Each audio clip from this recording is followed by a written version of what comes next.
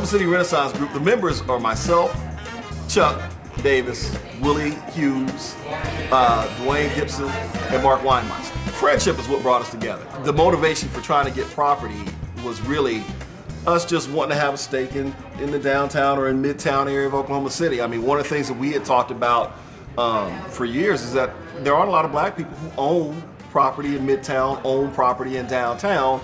A lot of times you're in leasing situations, but we wanted to be able to be people who could own some property. So we wanted a footprint, particularly in Midtown, and we had looked in Midtown early on trying to identify different properties. And what we found is that, you know, we could do more together, pulling our money, than we could ever do individually.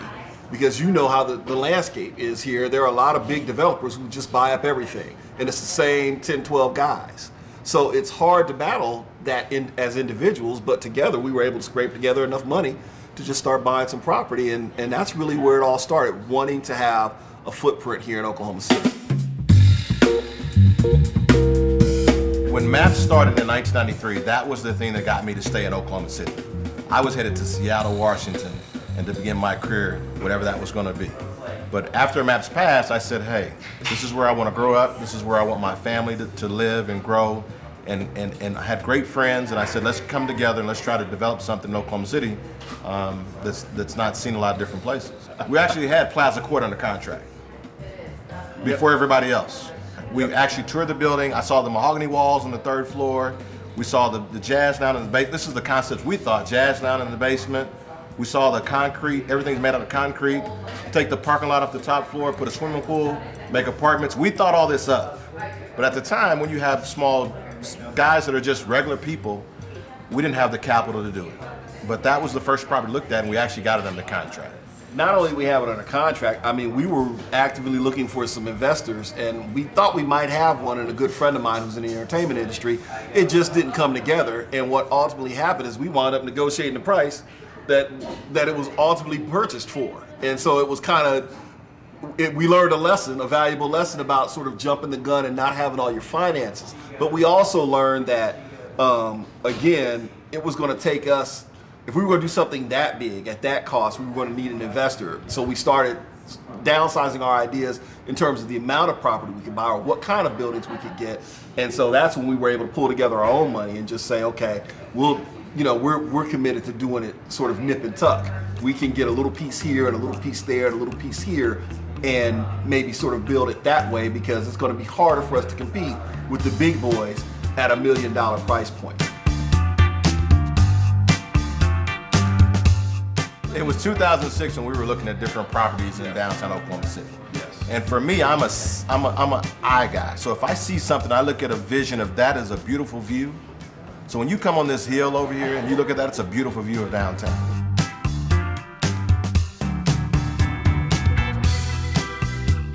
So when I saw this building, I looked, that's a beautiful view. I said, this is a building we may need to purchase. When we drove down here, there was a house next door that was vacant. There was transients living on the bottom floor. Hypodermic needles everywhere. Yeah. And so it was not a desirable place to be. Bob Moore wasn't there. The house next door was a day by day, that was just how it was. And so we saw the vision of what it would be in the future and not what it was at the time. We didn't know at the time, but we were heading into a big recession where leasing this building was not necessarily going to be feasible for us. So we knew we were going to have to carry it financially.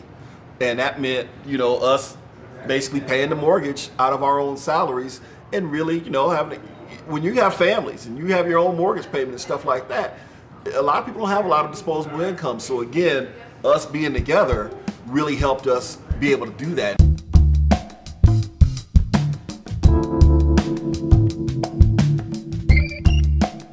Oklahoma City is tremendous. And I don't think a lot of people really understand the growth we've seen since 1993 with the MAPS and with everything going on. If you look at Bob Moore, built their corporate headquarters across the street.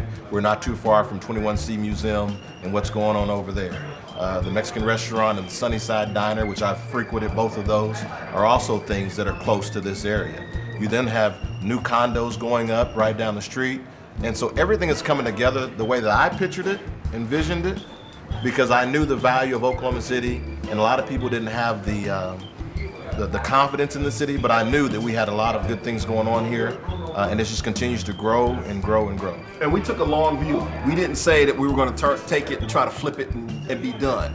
We took a long view. I mean, it takes being committed, you know, to it. It takes going through that recession for a couple of years and not making any money, not really being able to do a whole lot in order to be able to get to this point.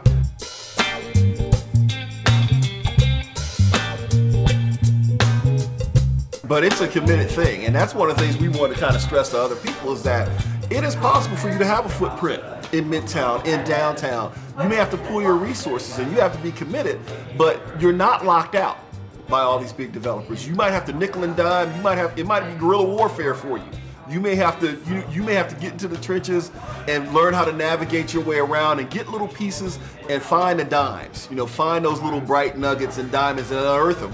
But you can do that. You can get those kinds of things done if collectively you have the same vision and you share it over a long period of time. And now we have partners who we think Union's going to be here for a long time. We think it's going to be a mainstay and a staple of this area. And we also think that, you know, us setting a footprint here back in 2006 really set it off for this area. We made this area desirable. We physically came out and cleaned it up. We physically came out and knocked down these houses and got stuff cleaned up. And now that changed the outlook. It changed the outlook for people who weren't looking at this as an area of growth or development.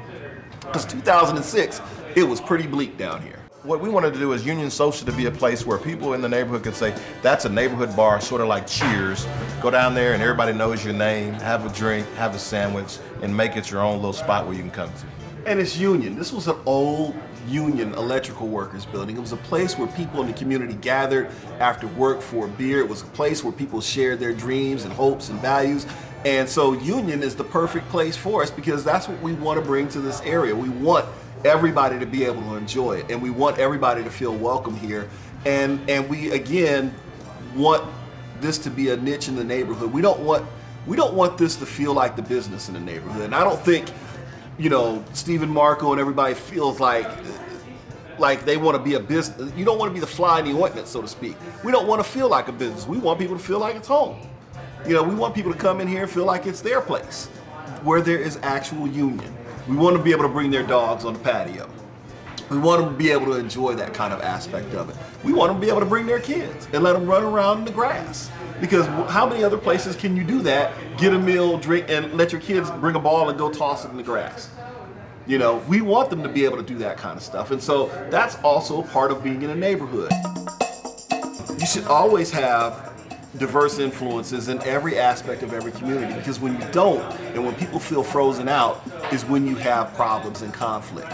And so again, we felt like having a footprint down here, and even to a certain extent now letting people know that, you know, Oklahoma City is open for business for you too, is an important thing. And sometimes people just have to go first, and it's a leap of faith. I mean, it really is. I mean, somebody always has to be first. And I think we come from like-minded parents who always taught us that, you know what, be risk takers. Because it's important that people actually see a blueprint, you know. And so now that people have a blueprint, maybe there will be more minority ownership in Oklahoma City, which is great for Oklahoma City and its growth, because you never want any part of a community left out of that. But at the same time, there has to be money to invest. Again, how do you do that when you're an individual? You have to maybe pull your resources, I think. And from the standpoint of minority ownership, I mean, I don't know how many black folks own property in Midtown or in downtown Oklahoma City. I would imagine that it's sparse. I don't know if we're the only ones, but I don't want to be the last. I want other people to say to themselves, you know what? There's 3 or 4 of us, and we could do that too. Maybe we even call Chuck and Randy and Willie and Gip and just see, you know, what it is that they had to do and what were the hardships and what were the pitfalls. And then to know that there are also people out there like Steve Marco and the people who are part of that restaurant group who might recognize that in us and say, you know what, these guys are about business too. And so we have other people to do business with. It can't just be a good old boy backroom cigar kind of business deal all the time. And unfortunately, I think people get They fall into the trap of thinking that that's the way it is and there's no other way around it. And I think that that's a mistake. And we just weren't going to concede that we couldn't do this. That's the main thing. We weren't going to concede that we couldn't do it. Because we didn't get Plaza Court, we moved on to the next pretty much immediately, and that's right? exactly what we did. You know, we said that's not going to hold us back. Not going to hold us back. We're on to the next project. And we identified this one probably within a month. Yeah, probably within a month we identified this project. Yeah. And then went forward with it.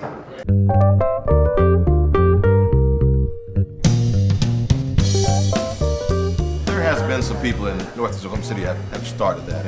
And you can go with the Russell Perrys and Kevin Perrys of the world. They have bought and invested in that side of Oklahoma City. So there have people who have done it.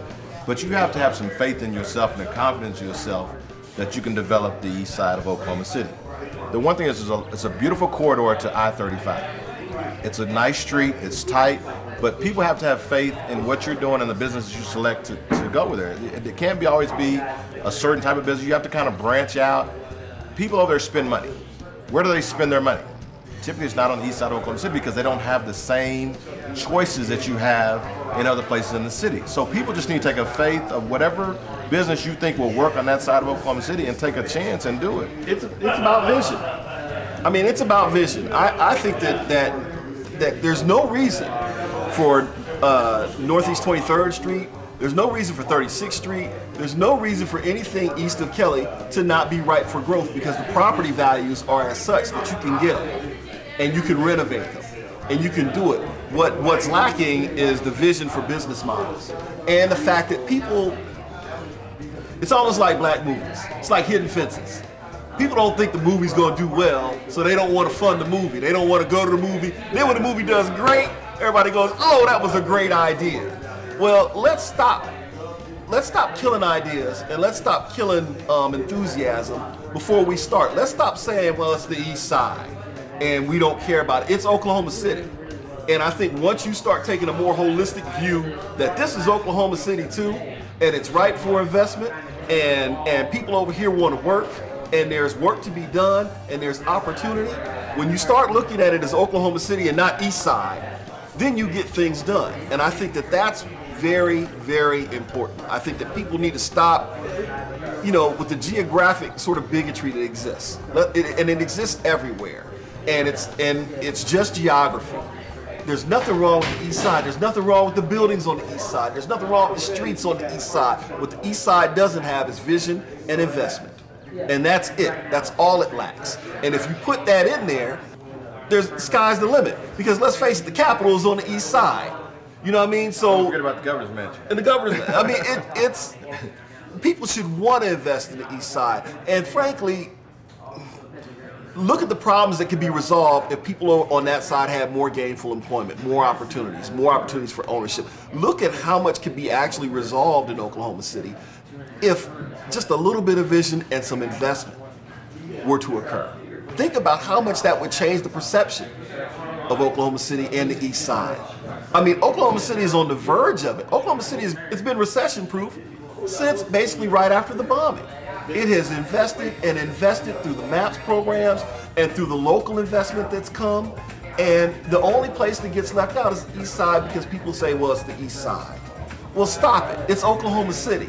And if you have pride in your city and you have pride in this area and you want to see everybody uplifted, then let's go make that happen. It's not that hard. And we look at opportunities and we're still looking for opportunities. But again, if we get property over there and we acquire a city block, how many developers are going to come and help us? How many developers are going to come and want to be a part of it? And that's what I think is part of the hurdle because they just go, it's the east side. But break it down economically. People on the east side spend as much money as people on the west side. Their houses just aren't as expensive.